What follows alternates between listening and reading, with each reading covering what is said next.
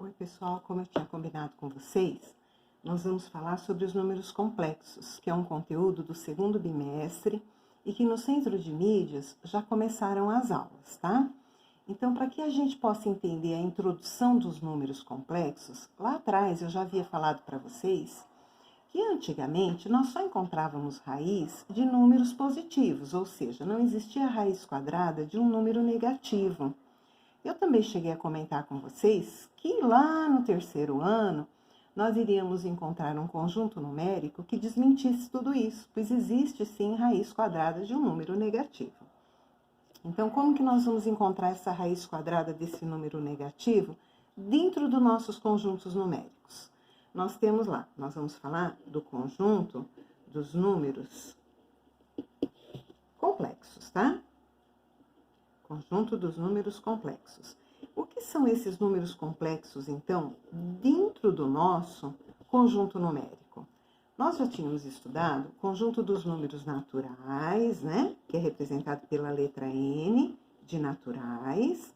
Nós estudamos também o conjunto dos números inteiros, que é representado pela letrinha Z. O conjunto dos números naturais são só os positivos. Quando eu pego os números negativos e acrescento os positivos, eu tenho o conjunto dos números inteiros. Então, números inteiros podem ser os positivos e os negativos. Nós também já estudamos o conjunto dos números racionais. O conjunto dos números racionais são aqueles que são escritos na forma de fração, onde a minha divisão, porque toda fração é uma divisão, onde a minha divisão é um número exato. Por exemplo, se eu imaginar que eu tenho A dividido por B, eu tenho que pensar sempre que o meu B tem que ser diferente de zero. Por quê? Porque se eu colocar um zero embaixo da minha divisão aqui, o que vai acontecer?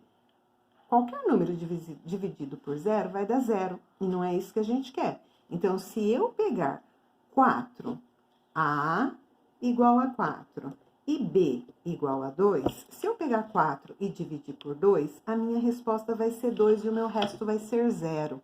Então, é isso que a gente quer dizer dentro dos conjuntos dos números racionais. Mas a gente também pode pensar em uma dízima periódica. São aqueles números que se repetem infinitamente. Lembram disso?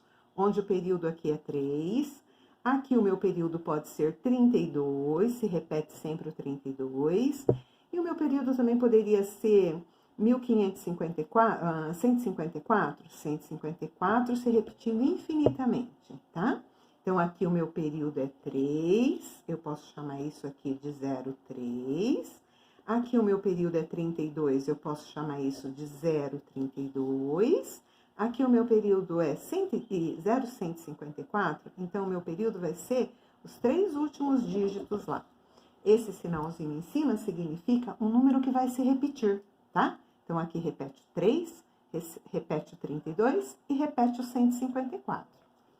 Nós também estudamos o conjunto dos números irracionais. Os conjuntos dos irracionais são aqueles números esquisitos. Por exemplo, raiz de 4 é 2.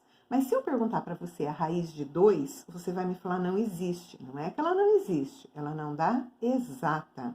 Mas ela existe sim, tá? Se você pegar a calculadora lá, você vai perceber que raiz de 2 é aproximadamente, né, ó.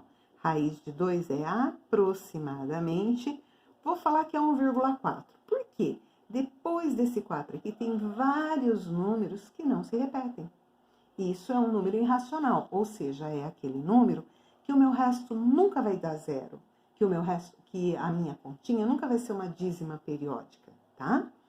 Depois, todos esses conjuntos aqui, eles estão dentro do conjunto dos números reais, ou seja, todo número é um número real, não é?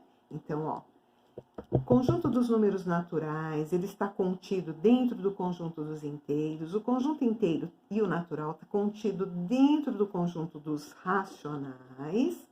E tudo isso aqui, ó, é chamado de conjunto dos números reais, tá? Então, tudo isso aqui é o conjunto dos meus números reais.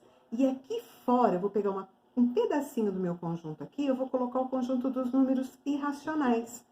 que são aqueles números esquisitos. Esses conjuntos numéricos nós já estudamos. Agora nós vamos falar onde entra o conjunto dos números complexos.